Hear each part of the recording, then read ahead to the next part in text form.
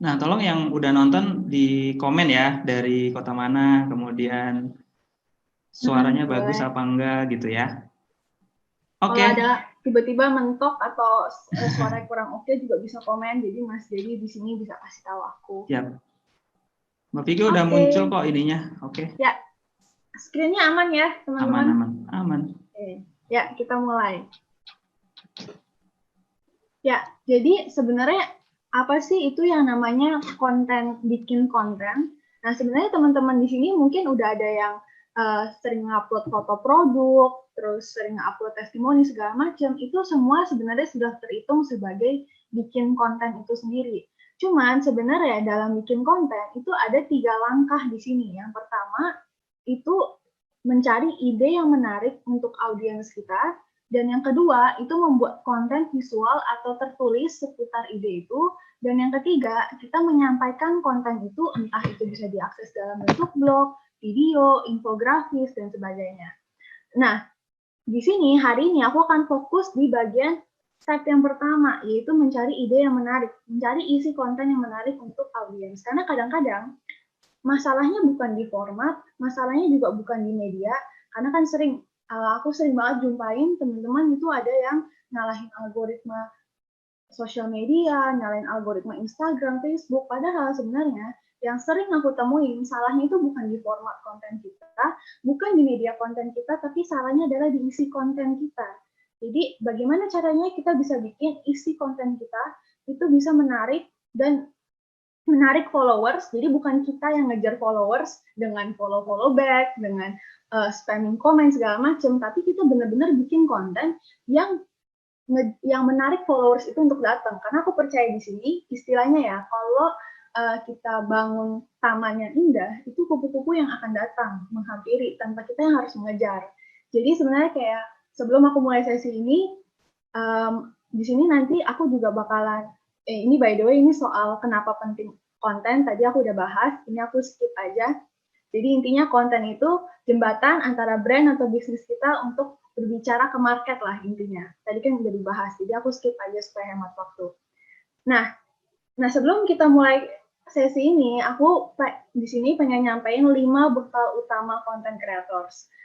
Nah, tadi mungkin teman-teman sempat aku ada mention kayak follow back, spamming comment, segala macam, itu sebenarnya bukan salah satu kriteria bikin konten kita yang menarik ya. Karena di sini pemikirannya adalah mindset yang harus kita terapkan itu adalah kita bikin konten yang menarik supaya followers yang datang ke kita dan bukan kita yang ngejar-ngejar keluar sana. Entah itu minta follow back, entah itu spamming di komen, entah itu pakai hashtag F4F, shout out for shout out, segala macam, itu sebenarnya semuanya nggak works. Kenapa? Karena bisa dilihat, yang pertama, bekal content creator itu adalah market mindset. Jadi, market mindset di sini adalah kita memposisikan diri kita sebagai audiens kita, sebagai orang yang akan menonton atau mengkonsumsi konten kita. Apakah konten ini sudah menarik untuk market kita atau belum? Karena di sini seringkali kalau kita bikin konten, kita tuh mikirnya lebih ke arah ego diri kita sendiri. Misalnya, aku pengen DP-nya yang kayak gini deh, aku pengen isi kontenku yang kayak gini, aku pengen bioku yang kayak gini, aku. Padahal sebenarnya yang harus dipikirkan di sini itu bukan dari sisi akunya, tapi dari sisi marketku. Kalau ngelihat aku pajang ini gimana ya? Marketku kalau lihat aku bionya seperti ini gimana ya? Kalau lihat DP Instagramku seperti ini gimana ya? Nah, sebenarnya kita tuh harus posisiin diri kita sebagai market.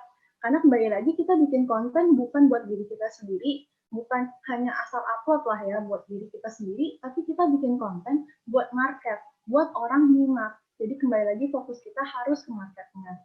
Itu yang pertama. Terus yang kedua, sebelum mulai sesi ini juga aku minta teman-teman Fivers di sini tinggalin semua negativity yang seperti kayak aku mah emang nggak bisa bikin konten karena aku nggak kreatif, karena aku nggak bisa bikin konten video, karena aku nggak pede, karena aku takut dijudge. Nah, aku pengen tinggalin itu semua.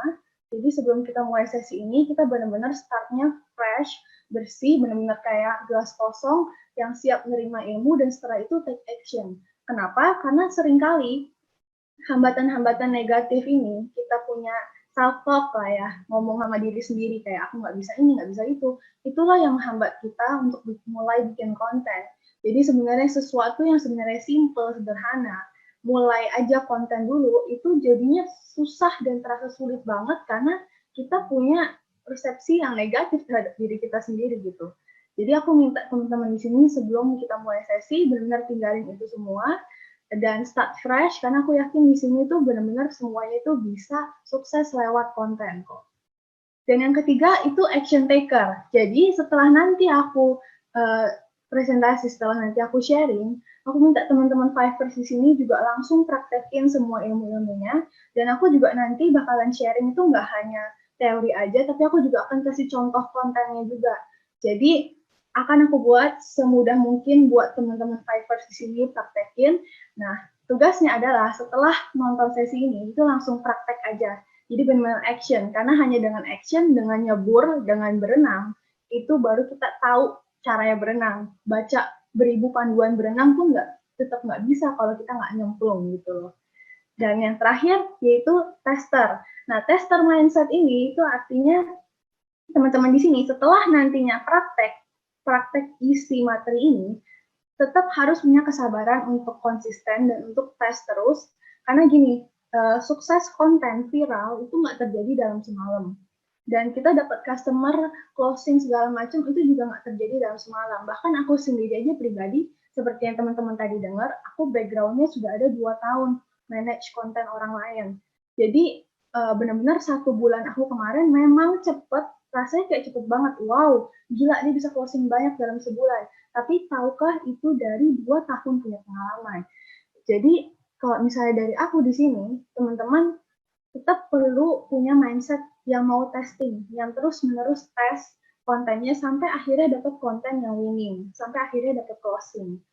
Dan yang terakhir, mindset yang gak kalah penting, itu konsistensi. Aku berani bilang, konten ini kunci yang paling penting banget dalam membuat konten, karena yang paling bisa konsisten itu adalah yang bakalan menang. Karena di dunia per konten kreatoran ini, buat bikin konten segala macam, konsistensi itu penting banget. Bahkan platform aja minta kita untuk terus konsisten. Konsisten ya, bukan posting banyak, karena aku tahu di sini ada beberapa akun jualan, itu sehari postingnya bisa sampai 9 post per hari, 10 post, 12 post segala macam yang banyak banget. Padahal sebenarnya konsisten sama banyak posting itu beda. Seringkali orang mengartikan konsisten ini banyak posting. Justru dengan banyak posting itu seringkali yang aku temuin, mereka jadinya nggak punya waktu untuk evaluasi buat postingan mereka yang berikutnya. Akibatnya apa? Mereka nggak evaluasi, mereka cuma mikir, yang penting aku upload aja. Apapun itu, yang penting aku upload aja posting. Nggak usah aku pikirin isinya menarik atau enggak. Dan akhirnya, ya kontennya sepi, followersnya nggak grow. Padahal dia pikir, aku padahal udah upload banyak konten. Ya, sama aja kalau upload banyak konten, nggak ada yang nyimak, tetap aja bakalan nggak grow akunnya. Karena itu aku bilang di sini, konsisten itu beda sama banyak posting. Konsisten itu, meskipun upload misalnya sehari sekali, tapi itu benar-benar 1 kali upload itu dipikirin isi kontennya, dan setelah itu dievaluasi. Konsisten untuk mengevaluasi terus isi konten supaya selanjutnya, konten selanjutnya itu makin menarik buat audiens kita. Kembali lagi tadi market mindset ya, yang menilai konten kita itu bagus bukan diri kita sendiri, tapi yang menilai adalah market. Yang menilai adalah orang yang nonton, yang nyimak, yang baca konten kita. Gitu. Oke, aku mulai sekarang. Ya, jadi yang pertama, dalam membuat konten, terutama teman-teman dropshipper di sini, aku udah sesuaiin isi materinya supaya relate dan berhubungan lah sama apa yang teman-teman di sini kerjain. Itu yang pertama adalah tentukan tujuannya. Nah, di sini tentukan tujuan itu aku bagi jadi 2 sih sebenarnya untuk ya teman-teman dropshipper ya. Ada personal branding, ada product branding.